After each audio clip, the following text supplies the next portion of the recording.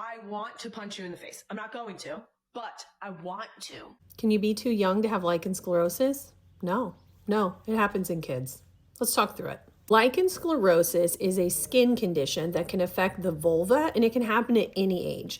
It's most common after menopause, but it can happen in a smaller peak of people in childhood, generally before puberty. So you're seeing it at these two ends of life where we tend to have less estrogen. Unfortunately, we don't know exactly what causes lichen sclerosus. Doctors and scientists have a lot of theories, from an overactive immune system, genetic concerns, local irritation, or changes in your hormones, or some combination of those things. But what we do know is it is not an infection, it is not contagious, and it will not get better with antibiotics. Symptoms typically include genital pain or itching, burning when you go to the bathroom, pain with bowel movements, and sometimes with genital or rectal bleeding.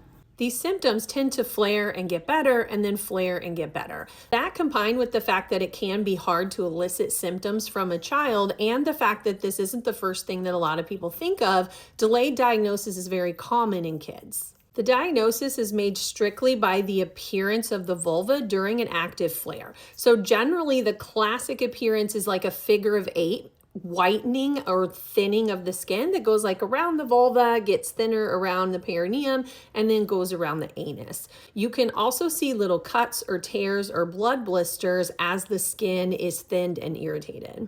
Vulvar biopsies are not recommended or required to diagnose lichen sclerosus in pediatric patients. Now, unfortunately, if the diagnosis is notably delayed, then the concern that we have is that we can see a loss of the vulvar architecture. So what typically happens is the labia minora, or the inner folds, start to stick to the labia majora. Similarly, the clitoral hood does the same thing, and then over time, if it's not treated, those tissues can melt together and you have a loss of those more inner structures. The loss of architecture can lead to problems with genital pain and decreased sensation in the future.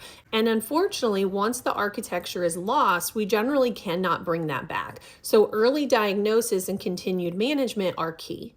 Of note, this is very different than typical labial adhesions in a pediatric population where the two labia minora fuse together, and that type of adhesion doesn't generally have long-term negative effects. Treatment typically consists of topical steroids, serial exams, and lifestyle modifications to minimize the likelihood of flares. We're going to talk more about that in part 2.